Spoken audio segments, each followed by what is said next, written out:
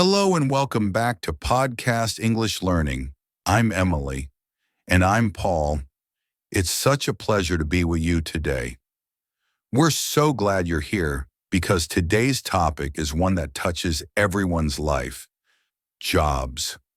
Whether you're just starting to learn English or already practicing, you'll learn how to talk about what you do, your daily routine, and even your future career dreams. Stay with us. It's going to be inspiring, practical, and a lot of fun. That's absolutely right. Talking about your job is one of the most common everyday conversations, and knowing how to share it confidently is such a valuable skill. But before we get into it, if you enjoy learning with us, don't forget to share this episode with your friends, subscribe to Podcast English Learning, and give us a big thumbs up. Your support truly means the world to us. Now let's dive into today's topic: the world of work. Let's say someone looks at you and asks, "What do you do?" How do you answer that question? Well, one of the easiest ways is to simply say your job title. For example, you could say, "I'm a teacher." Short, clear, and to the point.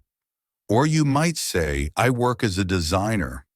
Both are great ways to describe your profession. So what's your job title? I'm a presenter here at Podcast English Learning, and I also work as a content creator. Honestly, it's such a fun and fulfilling job. That sounds amazing. And people often want to know not just what you do, but also who you work for. You might say, "I work for a marketing agency," or if you run your own business, you could say, "I'm self-employed." That means you're your own boss. And yes, that can feel very rewarding. Now let's talk about something just as important: your responsibilities. What do you actually do every day? For example, you might say, "I manage social media," or "I help customers every day." Simple phrases like these help others understand what your job really involves. If someone asked about mine, I'd say, "I prepare lessons and teach English to students. That's my main task." Here are a few useful expressions you can use. You might say, "I'm responsible for planning classes," or "My main task is to organize training sessions." Another phrase that helps paint the picture is, "A typical day at work looks like." So for example, you could say, "A typical day at work looks like teaching 5 classes and grading homework in the afternoon." With just that one sentence, people can really imagine what your workday feels like. And that's exactly how you make your English conversations more clear and natural.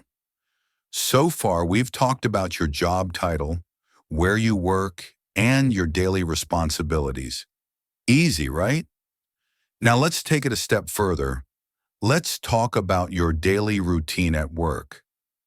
People are naturally curious about how others spend their day, from morning to evening, and sharing your routine in English can make conversations more relatable and real.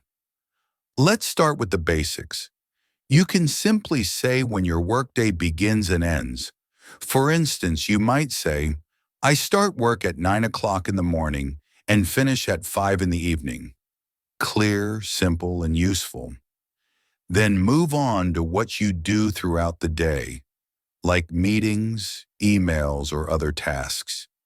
You could say, "Every morning I check my emails and attend a short meeting." That's a common start for many professionals. After that, it's time to describe your core tasks. For example, "Then I focus on my main projects until lunchtime." But don't forget to include your breaks or moments with coworkers. These small details make your story come alive. You might say, "I usually have lunch with my colleagues at 1 in the afternoon," or "I take a quick coffee break around 3. Let's hear a complete example. "Every morning I check my emails and attend a short meeting." Then I work on my main tasks until lunch. In the afternoon, I have more meetings and reply to emails. I usually finish work around 5 p.m. Sounds productive, right? Of course, routines vary. For example, I begin my day by planning lessons. Then I teach students. After lunch, I continue teaching and sometimes join meetings with other teachers. I usually wrap up around 4 p.m. No matter your profession, sharing your daily routine in English helps others understand not just what you do, but how you live your work life. When you're describing your daily routine, don't forget to mention when you start and finish, what tasks you handle, and whether you take breaks or spend time with coworkers. These details help paint a complete picture of your workday. Now let's move on to something just as important, your work environment. This refers to where and how you work. Is it in a traditional office? Do you work remotely from home? Maybe you have a hybrid setup, or perhaps you work outdoors. These days, more and more people work remotely, just like us sometimes. You might say, I work from home, or I have a hybrid job, so I spend some days at home and other days at the office. If you work outside, you could say something like, I work outdoors as a construction worker, or I'm a park ranger, so my office is nature. That sounds pretty great, doesn't it? But beyond location, think about the atmosphere. Is your workplace formal or informal? A formal office might require wearing a suit and tie with strict rules.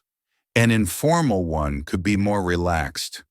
Maybe you can wear jeans and chat casually with your boss. In our case, the environment is usually informal.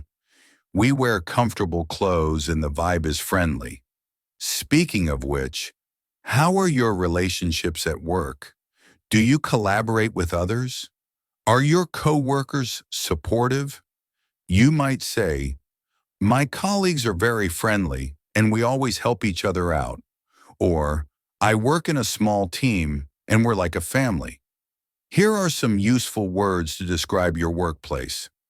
Open space, a large office with many desks and no walls.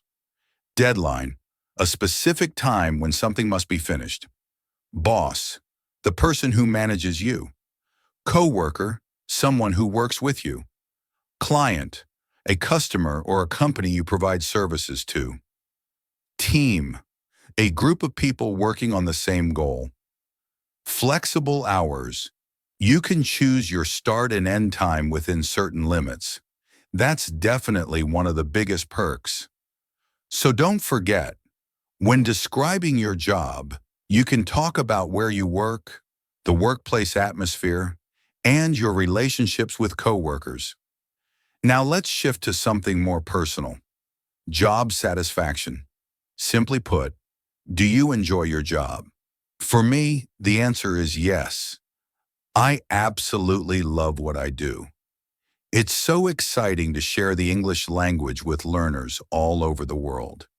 You could say something like, I love my job because it's creative, or I get to meet so many interesting people. You might also say, I like my job because it's challenging, or I enjoy it because the people I work with are kind and supportive. But let's be honest, not every part of a job is perfect. There are always things we enjoy more or less. For example, you might say, what I enjoy most is teaching. It's so fulfilling to see students improve. And then, what I enjoy least is grading papers. It can be very time-consuming, or maybe you love interacting with people, but don't really enjoy technical tasks like editing or data entry. Totally normal. Sometimes people aren't happy with their job and want to change. You can say, I'm looking for a new opportunity, or I want to find a job with better pay, or even, I'd prefer something closer to home. It's okay to mention challenges. Just balance it with the positives. That's how you show both honesty and growth. Sometimes, even if a job feels a bit stressful, we still love it because of the people we work with or the purpose it brings us. That's why when you talk about job satisfaction, try to include whether you like your job, what parts you enjoy most, and if you're thinking about making a change. Now let's take a little trip back in time and talk about your past work experience. Where did you work before? You could say something like, I used to work at a small company, but now I'm part of a large international team. This shows how your career path has grown over time. Or maybe you were still a student and worked part-time. For example, before this, I was in school and had a part-time job at a coffee shop. And what did you learn from those roles?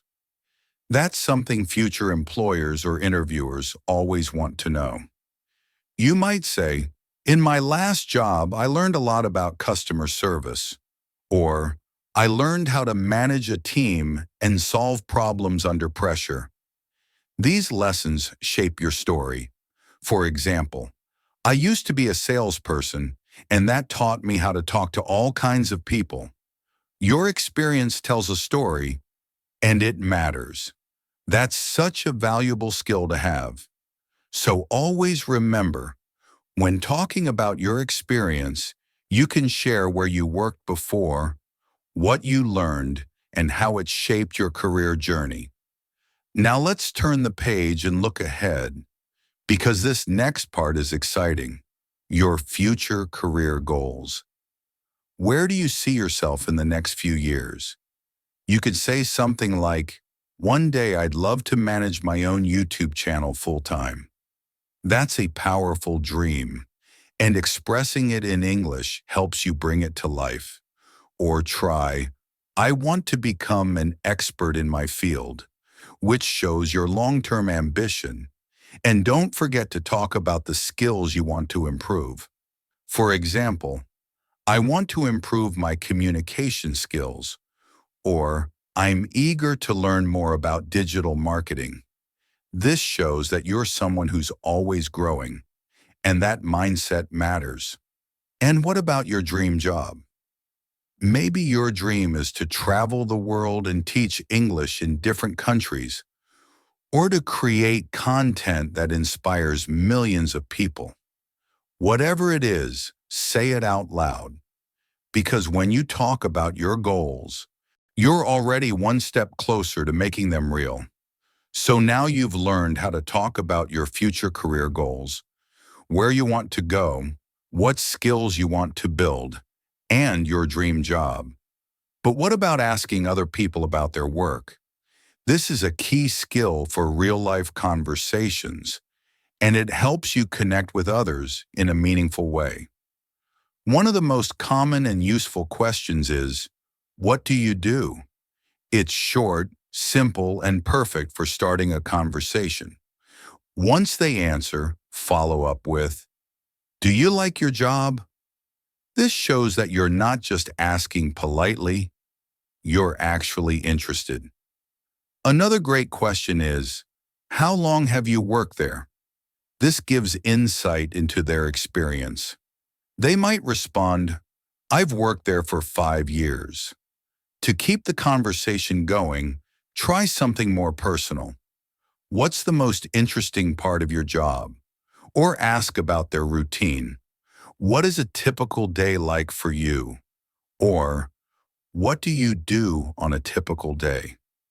These questions not only show curiosity, they also help you practice real, natural English in everyday life. So next time you meet someone new, remember to use those questions to start a friendly conversation about their work. Wow, we've covered a lot today. From how to describe your job, to sharing your goals for the future, and even learning how to ask others about their jobs. There were so many great expressions and useful vocabulary in this episode. perfect for anyone who wants to speak about their job in English with more confidence. And remember, practice makes progress. Try describing your own job using the phrases we've shared with you today. Before we wrap up, if you enjoyed this episode, don't forget to subscribe to Podcast English Learning, share it with your friends, and of course, leave us a comment below. What do you like most about your job? Or what's your dream job if you're still searching? We absolutely love reading your thoughts and hearing your stories. Thank you so much for spending time with us today, and we'll see you in the next episode. Bye for now. Take care and keep learning. And